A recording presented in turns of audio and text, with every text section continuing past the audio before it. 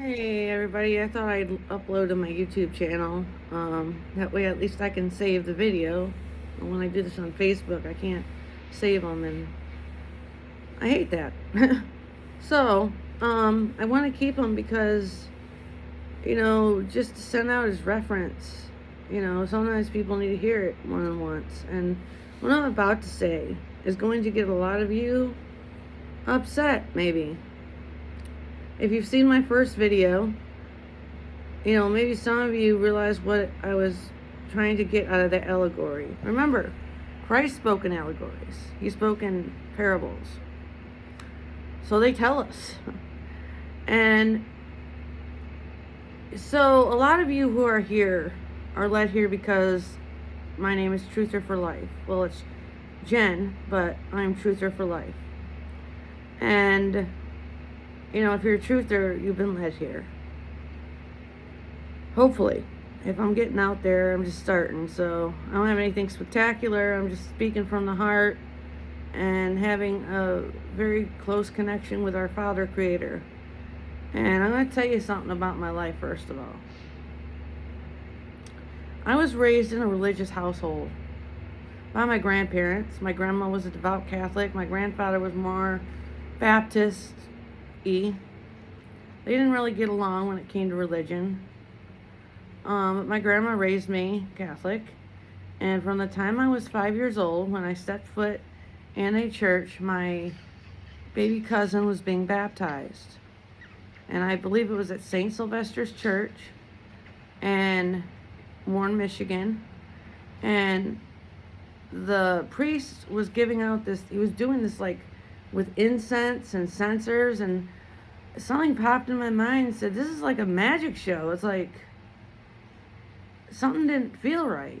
And pretty soon, before I knew it, I was starting school in a Catholic school, which I was a little bit of a shit, and I got thrown out at the end. They just told my grandparents, we'll pass her, just get her out of here, because of some of the things I did. But I'll go into that in a later video if you're interested. Let me know in the comments. Well, going through the religion and Catholicism always felt really dark, and I felt always an evil thing about it. Like, just something wasn't resonating with me. All these statues, and it just didn't seem right. And then when my grandma died, I was just beyond all hope. I was so close to my grandmother. She was just a wonderful being. If she could help you, if you didn't have anything, she'd give you her last dollar. And she was just a good person and high vibrating individual. A lot of love. My grandfather, on the other hand, came from a very dark past. His mother had some issues, and well, he believed, like I said, more Baptist, Protestant, and he, I wanted to know what happened after we died, and he opened up a Bible, and he told me to read Revelation, and I did. I was 12 years old, and I read it, and it resonated with me. Like, that, out of all the things in that book, there's truth to it. And I'm not saying that you should not read the Bible or read the Bible, but you need to, if you are a truther, you need to, use your capacitor and your resonator. Because if they will lie to us about the shape of the earth, and they will lie to us about history, and everything else that we've concluded is a lie, and then the 9/11, I gotta watch what you say, and Scamdemic, and the Schmaxine. So if they lie to us about all that, what else do you think they ain't gonna lie about? You really think that it's really the way it is, what they tell us with this religion? Like, we're told there's truth in the Bible. Like, the evil one's obligated to tell some truth. And he wants worship. We find that out throughout that whole book. He wants worship. And he, by his own traits, his character traits, and how he feels about humanity when we were created, he wants us destroyed. He's in Job, he wants to mess with Job, and he's the condemner and the judger. And you see where I'm going here? There's a lot of that in this Christian community. All you want to throw stones and bring people down, and you're in this. It's almost like you're in a relationship. You're not in a relationship. You're in a hostage situation. Where you're oppressed by fear, the fear of damnation and hell. That's not right. Here's the thing. A lot of people are following this Torah, which I don't know if you guys have read about the Noahide laws, but it is the same thing. That's what they're looking for. The Jews, the 6 pointers, they're the ones that created nationality. It all came from that region, Israel. It's just Ra and Elohim. There's a lot we've been not told. We've been lied to about history. And if you have read the Bible, and like I said, there's truth in there, but you have to use your mind's eye to really understand the truth, because it's hidden. In John 1:1, it says, in the beginning was a Word, and the Word was with God. The Word was God, and the Word became flesh. Well, the Word was light, because He created everything with light. Light has vibration and sound. Christ. So Christ became flesh. It was the Father in the flesh. And we're told He was here for 33 years. And He didn't start speaking until He was 33? No, I don't think so. Also, why would a sovereign creator who created all of this, and there He is. He created all that. You really think He has a nationality? Nationality came from, it was a thing created by nasty humans, the seed of the serpent. And there is a serpent seed. But they'll tell you you're black magic or a witch or a new ager for believing in that. But there is a serpent seed. In fact, Jesus tells you there's a serpent seed when He goes to the Sanhedrin, and He tells them that they are children of the devil. And they are. They're children of the devil. That's who they are. The ones behind all, they're the most advanced military technologically in the world, this small country. They're behind every facet of our government, banking systems, religious. All the Abrahamic religions come out of Judaism. And, I mean, look at how the Catholic Church is set up with the beanies and the 70. And it's almost like a synagogue. Synagogue. And then you have Islam, which was given birth through Catholicism, and it's all controlled opposition. They're all one. It is a one world religion, but they're calling it by different names. It's a trick of the devil. See, just like in the Bible, people believe that, if I don't do this ritual or celebrate this feast or do it just right, I'm going to burn in hell. They're going to do it. They got some, they're so fearful about things they've done in the past and the remorse and guilt that they carry with them. That they're so oppressed that their fear is pushing these people to believe that if they don't do certain things a certain way or follow these set of rules, these guidelines, which are the Noahide laws, which they call Torah,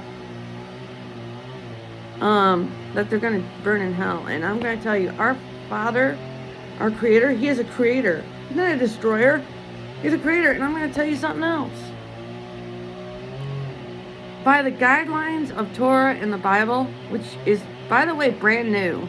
It's just now coming out, all of a sudden these people are following Torah. That sounds like a tool that the devil's using.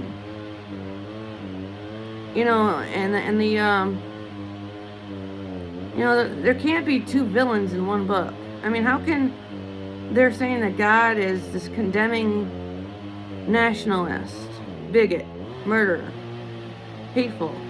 Those are the same traits as the devil. So, really what's going on is people are in a hostage situation with Satan, but they think it's God.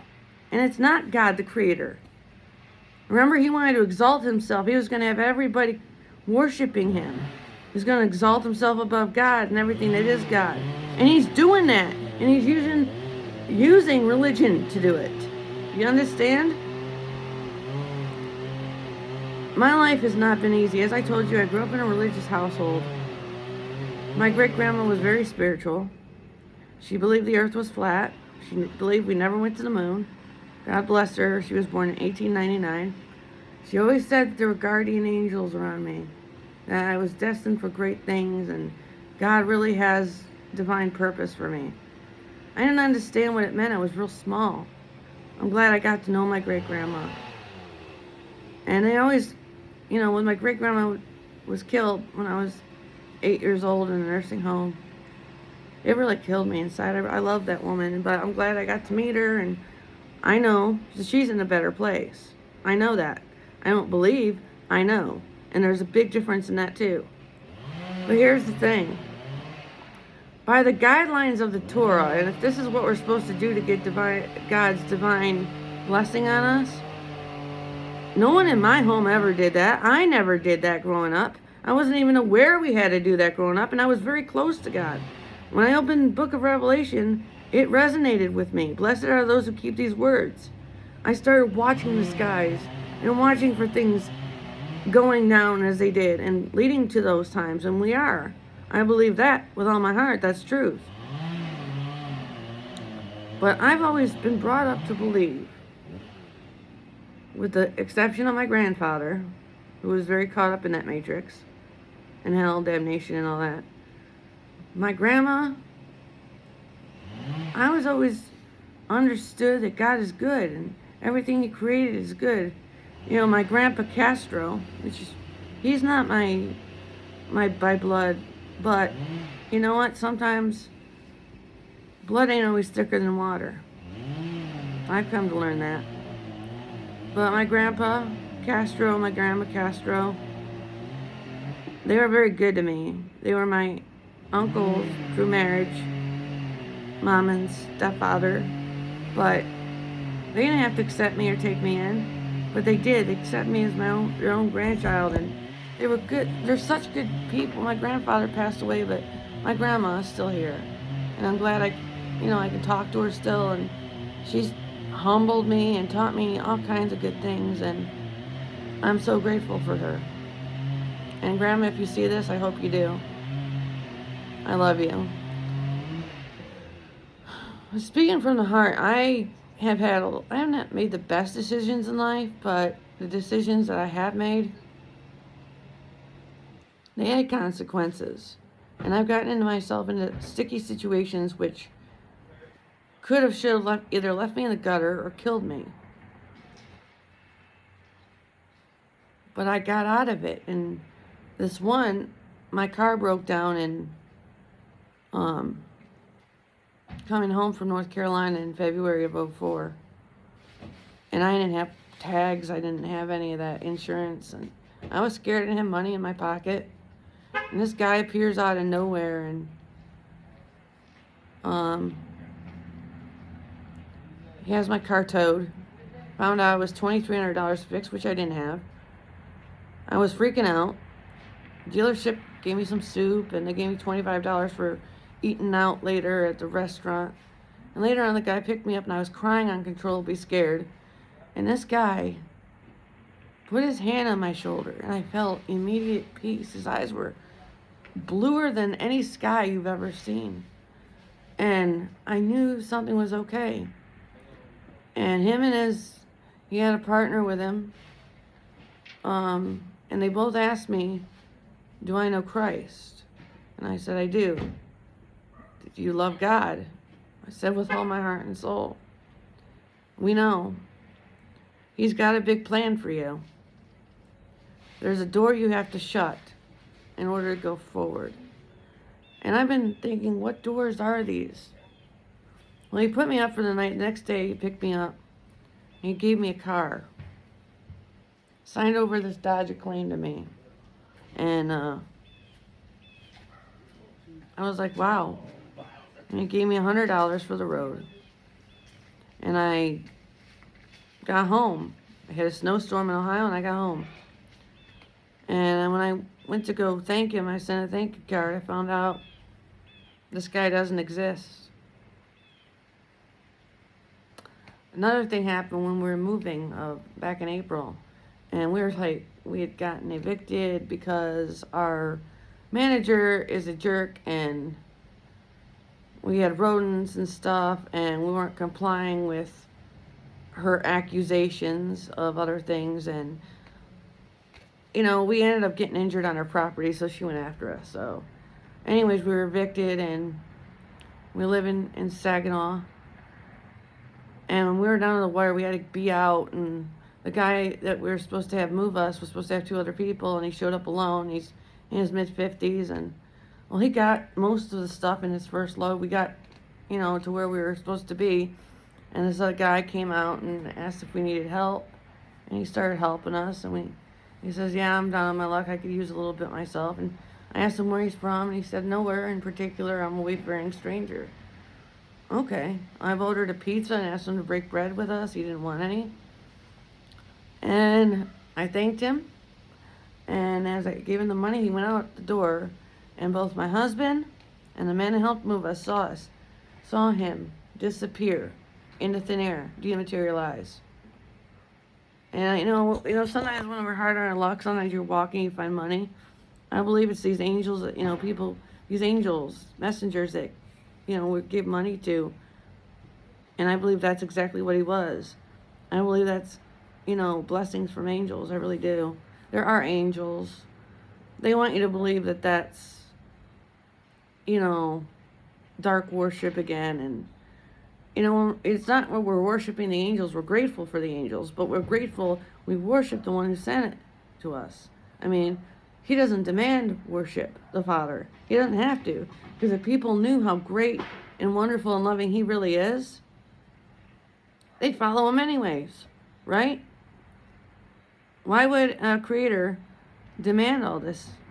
That sounds like the enemy to me. And things weren't adding up. So, the story of creation, there's something missing in it. It doesn't make sense. What was taken out? We know things were taken out.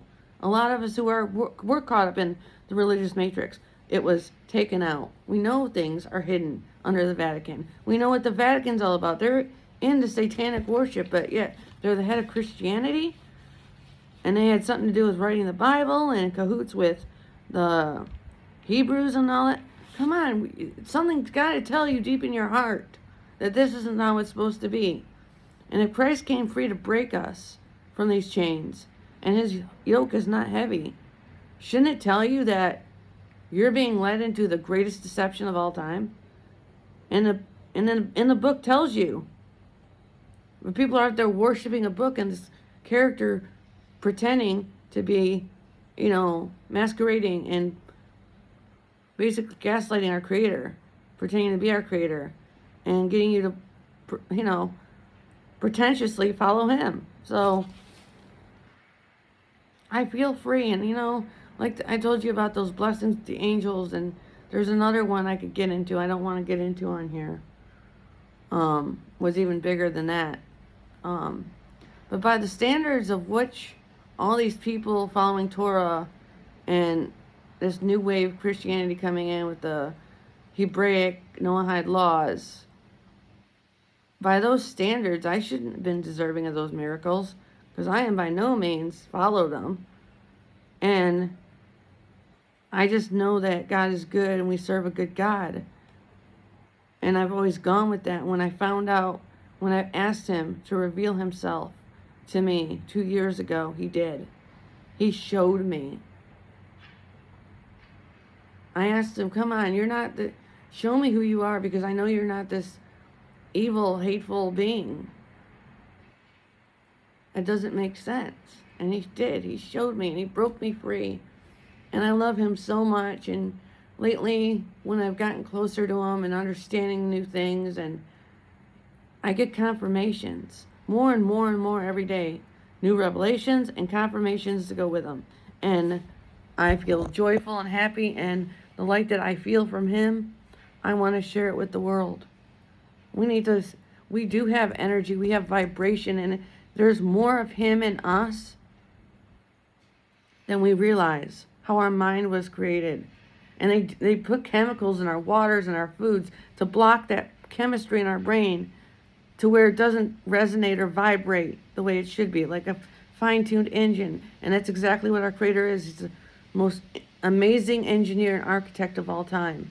The way He put us together with the different, the golden ratio, everything is in perspective. Everything has a perfect working order. Everything gives off a frequency. It really does. I watched a video today. These guys invented a box, and it has these two cables. And you take these cables and you connect them to a plant leaf or like a mushroom. And they connected it to the mushroom and made these beautiful sounds. Beautiful, giving off a frequency. And it's a high vibration. It's healing.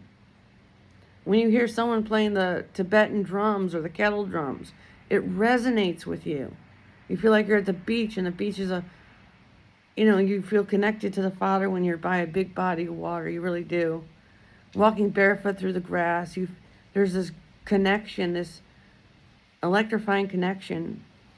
In fact, when Christ talked about the lamps, the 12 virgins, 10 virgins, and the lamps, keeping your lamps full, the lamps He was talking about is our auras. Everyone's got one. Some of them glow brighter than others, and people are attracted to this. And some don't barely vibrate at all and give off a low vibration, and you feel that energy, you don't want to stay away. Why do you think they locked us down 2 years ago? Why do you think they wanted us staying 6 feet apart when we did go out? And wear a mask, which I did not do.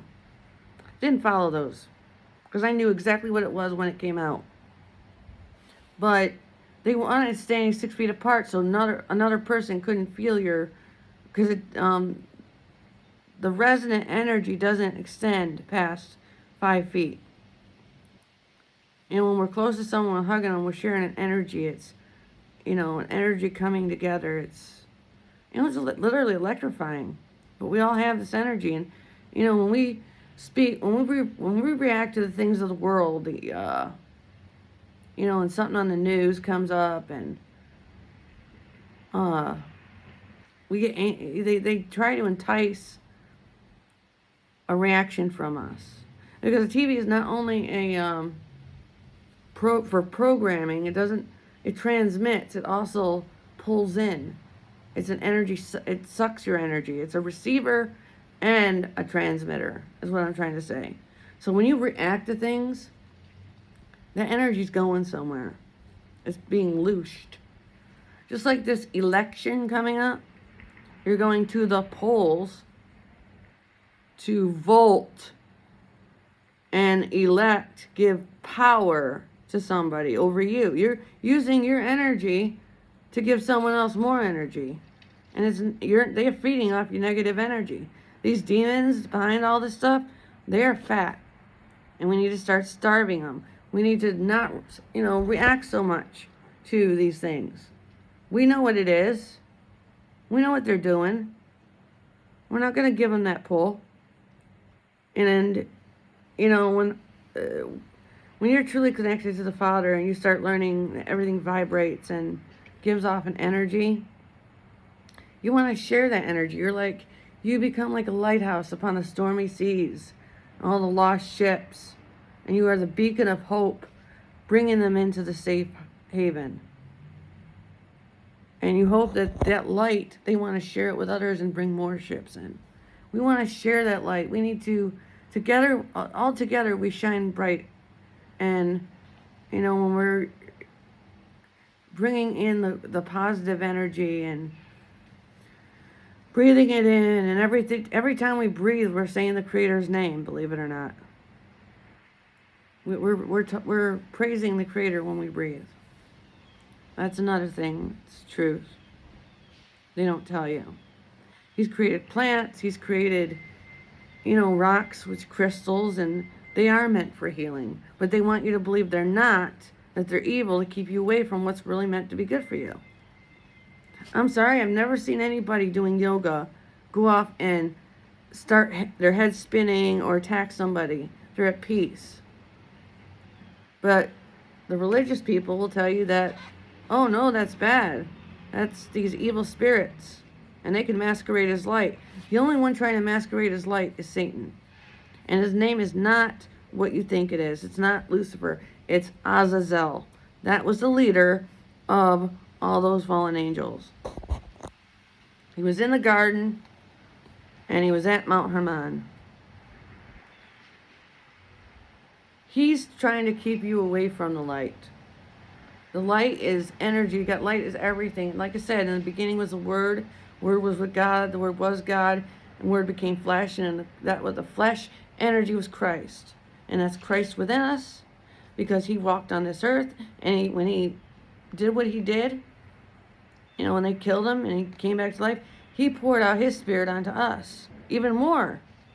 He powered us that much more. But they don't want you to know that the children of Satan, who are in the Middle East, in a country I shall not name, who like to instigate all the wars, and they want to be worshipped, and anyways, open your eyes. You've been used, torn, abused, threatened. You've been a prisoner, and you don't even know it. But guess what? He came, he broke us free. Christ broke us free from those chains. And you're just standing there in the prison cell right now with chains that are broken. You can leave anytime you want and go find him. And he's everywhere. He's with us every day. And he's going to clean up the mess. You better believe it. That is coming. And, when we talk to him, people believe you have to use fancy words and poems that other people wrote. No. You talk to him just like you would talk to your mom or dad, or, a brother or sister, or your best friend. And I'm telling you, it's unlike anything you'll ever experience. He's so good. He is so wonderful. And I want all of you, the ones that are still caught in the matrix, to know this. How special you are in his image. How much of his imprint and how much of himself is in you, and how much potential we really have. That they're blocking all the things that we were meant to do. Perhaps fly. Some of us have that where something's going to happen. And some of us have that where we could read someone else's mind. Or, those were all gifts meant for us. And that's what he is. He poured all of that into us. And Satan is jealous. In fact, we were meant to feel pleasure because we can create. We're creators. And Satan was meant for that. Everything he creates is a laugh, a lie. It's fake. It just, if you know what I'm talking about, then, and any of this resonates with you, please share it. Share it out. Share the good news. You are not a prisoner. You are better than that. You are Satan's worst fear. So stop letting him push you into fear. Push back. Let him know who you are. You are a child of the living God. You are sovereign. You're not a nationality. You are not a race. You are a living child of God. You are sovereign. But they want you bound by nationalities and divided like laundry and crayons and colors. And that's sad. Together we all shine. Send out this message. Send out the love. Lift somebody up today. If you see someone's feeling down, you know how that feeling is. Lift them up. Make them laugh.